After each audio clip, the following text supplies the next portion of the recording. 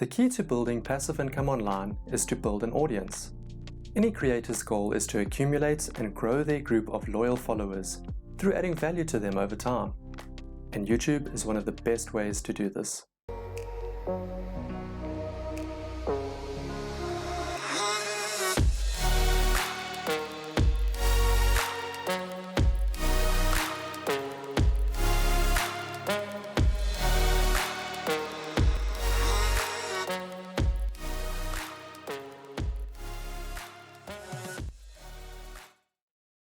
If you've clicked on this video, there's a good chance that you've been thinking about starting a YouTube channel. Whilst we're only a couple of videos into our own YouTube journey, we've learned a surprising amount already and accumulated some really solid advice which we'd like to share with you. There's obviously a ton of great content out there already, but we feel like there's a unique value in presenting a beginner's perspective.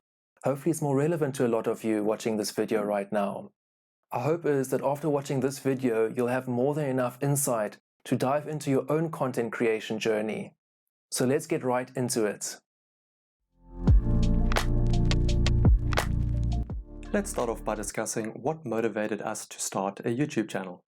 In our case, we spent years building a successful business, and now that we have a good amount of time available, we want to give back and share our knowledge with people. We've always had a passion to help the people around us with finance, investing, and business. So sharing our knowledge on YouTube is the next logical step in order for us to reach more people. Now, for most people, we understand that a major motivating factor would be to build an income stream. And from what we've learned, YouTube is one of the best tools available to build a stable income online over time. The key to building passive income online is to build an audience. Any creator's goal is to accumulate and grow their group of loyal followers through adding value to them over time. And YouTube is one of the best ways to do this. Once you've got an audience, there are all sorts of ways to monetize your channel, be it through advertising, affiliate marketing, sponsorships, and paid promotions, as well as memberships like Patreon. But again, your primary goal should be to first build an audience, and this will take some time and persistence in most cases. Based on the advice from many other content creators, you dramatically increase your chances of success on YouTube if you're passionate about and believe in what you're doing. It means you have a greater chance of sticking around when times get tough and persisting for long enough to allow your channel to get traction.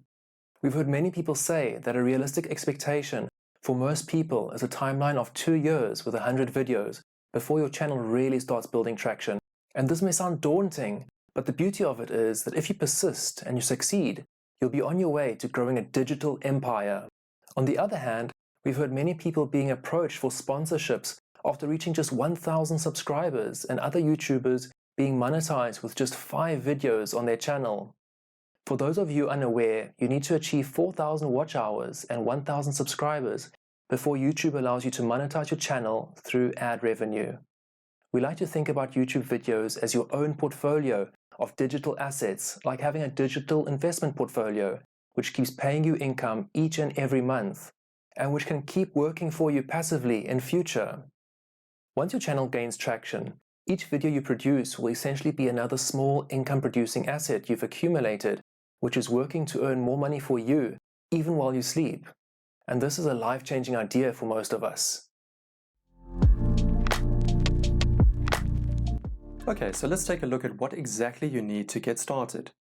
We're briefly going to discuss cameras and filming, how to optimally record audio when starting out, what lighting considerations there are, how to script your video, whether or not to use a teleprompter, what editing software is ideal for beginners, and we'll share some tips we've learned and challenges we've faced so far.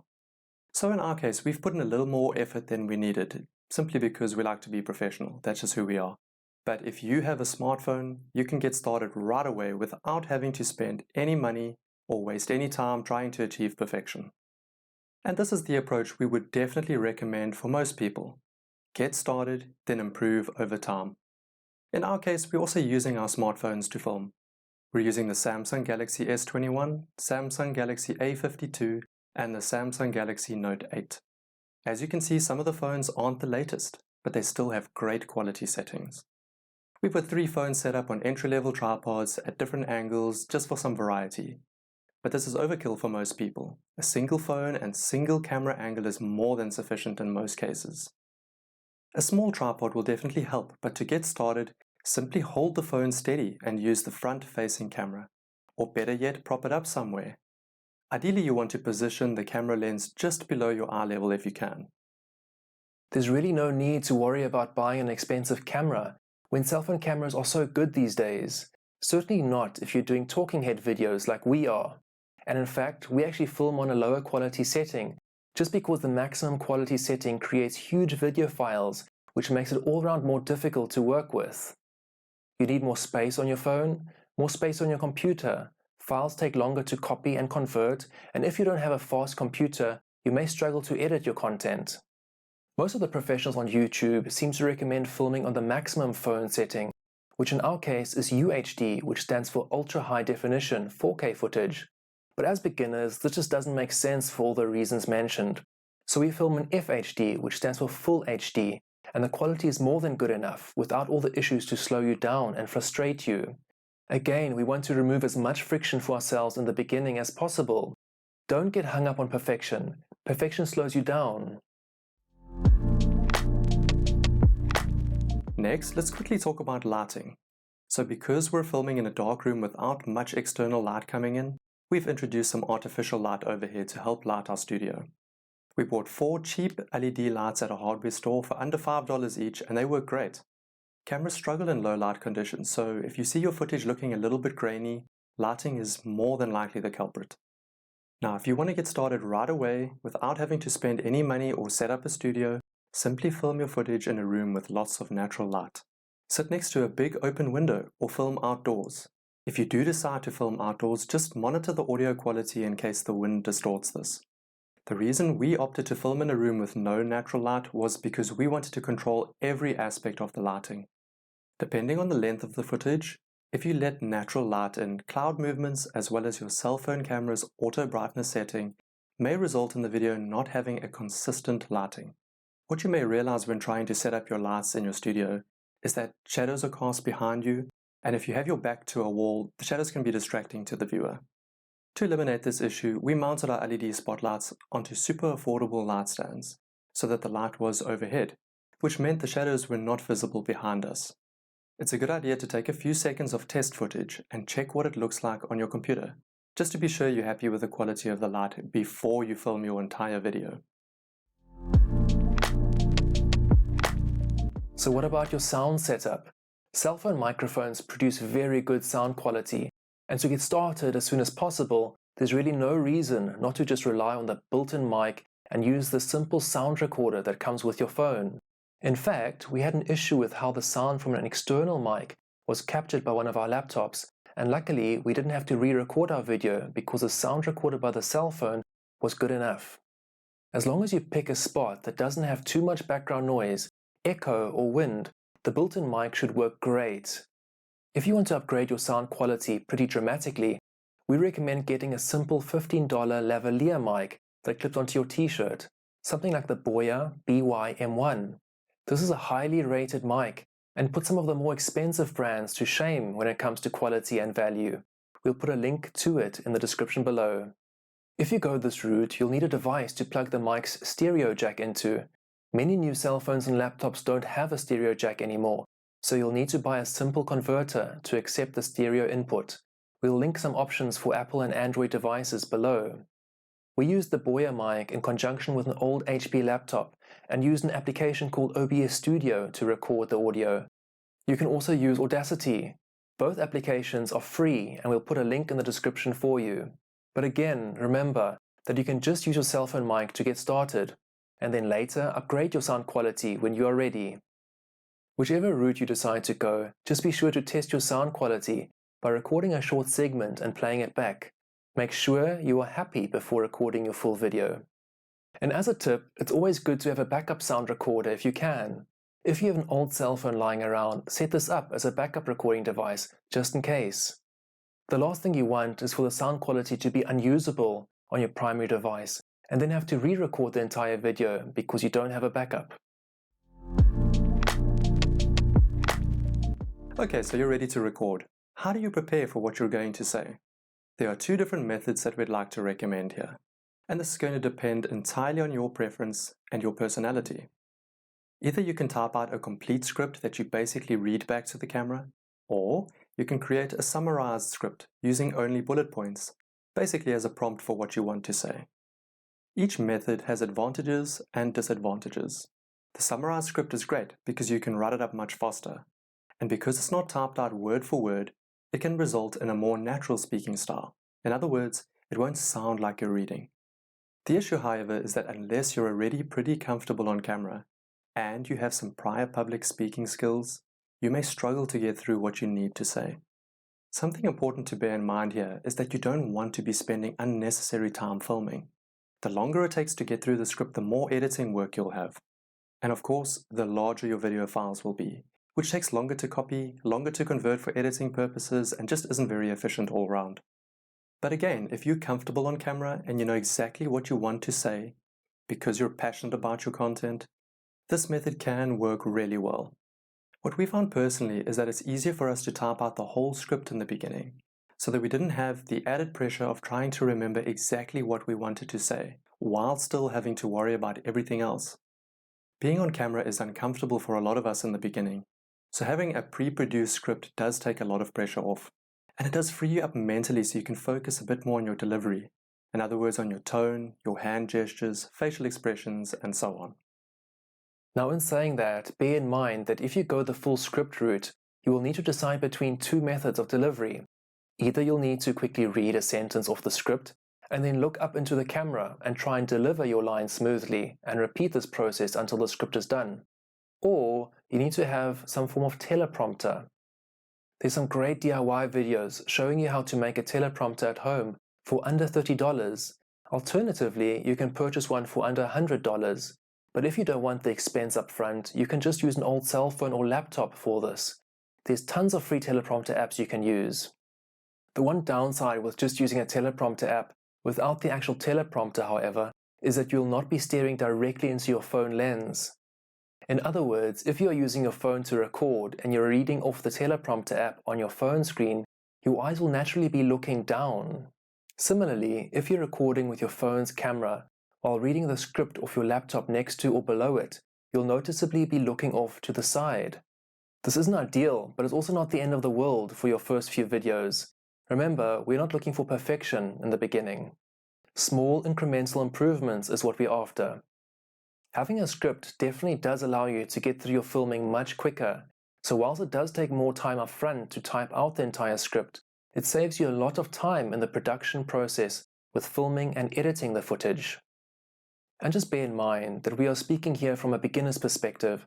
As one grows in confidence over time, you may find that you no longer need to script out your videos. The end goal for most of us is probably using the full script method as a crutch in the beginning, and then transitioning to a summarized script a little later on. Now that we've got our footage, the next step is to edit it. There are many great editing software options out there. We use software called Shotcut for three main reasons.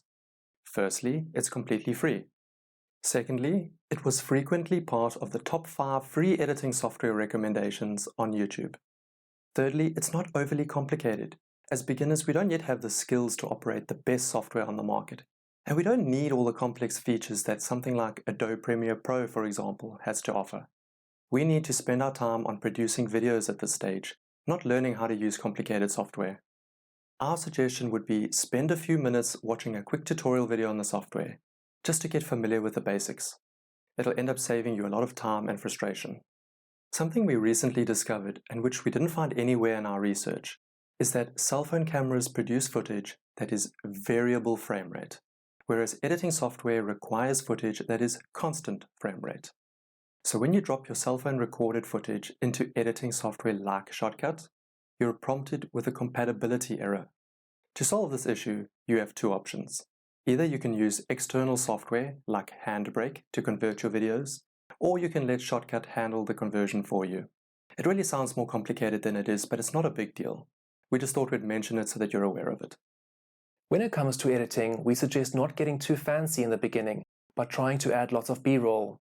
B-roll is supplemental footage, like this, which complements the video and makes it look more professional. If you do want to add some, you can obviously either film your own, depending on what your needs are, Or you can grab some royalty-free stock footage from sites like pexels.com. They are great resources for photos too. If you need to add some royalty-free sound to your video, we suggest using sites like Epidemic Sound, or even just grabbing some free music available from the YouTube library, which you'll have access to once you set up your YouTube channel. If you navigate to the audio library section on the left, you'll see a list of over 1,300 music files you can use in your videos for free. But again, you don't need to use any music or B-roll or anything fancy in the beginning. It's however useful to know where the resources are if you need them. All that said, editing is a labor-intensive process, and even simple videos take a bit of work. You'll probably take a fair amount of time to edit your first video, but don't get frustrated with the process. It's a great skill to learn, and you'll get better at it over time. Making your first video is a major milestone in your journey. As you can see, there are quite a few things to think about. Whilst it's true that you'll experience some hiccups and frustrations along the way, the encouraging thing is how much easier your second video will be, and your third will be even easier. We'd like to share the 3 biggest challenges we faced in producing our first video, and how we overcame them. From our research, these are very common challenges that most new creators face, so they're likely to be relevant to you too. The first issue we had was acquiring the confidence to be on camera. Talking to a camera lens can be quite intimidating and uncomfortable at first, especially if you don't have any prior experience to draw from. But here's the thing, it simply doesn't matter. There is a very good chance that almost no one will see the first few videos, not for a while at least. And that means you'll likely have some time to get over the initial discomfort and improve the quality of your videos before your channel gets any meaningful traction. And remember, you always have the option to delete your first few videos at a later date, if you really want to. Related to this is how uncomfortable we felt watching our video footage back during editing. Seeing and hearing ourselves on film for the first time was extremely cringeworthy. But this is entirely normal. Everyone hates the sound of their own voice on film. Unfortunately, the only way to gain confidence on camera is by putting yourself out there, embracing the discomfort, and grinding your way through it. It gets a lot easier, and it's a process every single creator goes through. You'll get through it too. Our second challenge was one of self-doubt. This takes the form of not feeling like you are good enough to produce content, or that you have nothing new or unique to offer. We're all our own toughest critics. We actually shied away from producing video content for years because we doubted both our abilities and the value we could bring to the table as compared to other creators. Now again, self-doubt is completely normal, but there are a few things you need to bear in mind.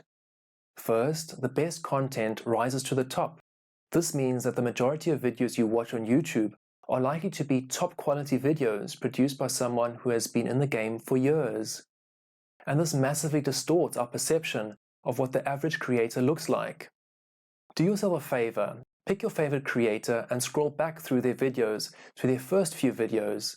Spend a few minutes watching some of their early content. Chances are it is nowhere near the quality of the content they are producing today. Remember, we all have to start somewhere, and be aware that the majority of the content you watch is likely the best of the best, not what your average YouTuber looks like. The second thing to bear in mind is that you simply do not have to produce groundbreakingly unique content. So much of what we see on YouTube is content that has been rehashed or reworked. Of course, you should try to put your own unique spin on your content and add as much value to your audience as you can. But much of this unique value is derived simply by the fact that you as an individual are unique. Your style is unique, the way you look and sound is unique, the way you speak is unique, and that just might be enough. There are billions of people watching YouTube. No matter who you are, there's an audience out there who will love you and your content. Our third challenge was deciding what topic to produce content on. In other words, what value are we going to provide our audience? This is a common problem that many people struggle with. You're definitely not alone here. The obvious answer to the question is to pick a topic that you are passionate about and comfortable to speak about. This way, you can deliver the most value to people and produce content more easily. It'll help a lot in the beginning to find other creators in your niche who you admire and who you can draw inspiration from. Watch their content and make notes on what you like and don't like. Jot down what topics you feel you can also add value on. This is the quickest way to get started. Probably the most important point here though is to not get hung up on perfection. Remember that again, no one is going to see your content for a while. And on top of that, you're going to need to focus a lot of your energy on learning about filming, lighting, sound, editing, and putting all the various pieces together. We've heard many creators say that the best approach in the beginning is to focus on quantity rather than quality. That allows you to really get comfortable and proficient with all the aspects of content creation much quicker through repeat practice. And then as you progress, you will naturally start to refine your niche and make incremental improvements to your video quality over time. The most important thing by far is just to get started. Thanks so much for watching, guys. We hope this video leaves you feeling inspired and motivated to start your own content creation journey. If you received some value, please consider liking the video. It'll really help us out. Please also consider subscribing to the channel. We have tons of exciting content coming out soon around the topics of money, finance, and freedom. In the next episode, we'll discuss where you should start if you know nothing about money and finances. We really want to provide you with simple, actionable steps you can take to start this rewarding journey. See you there.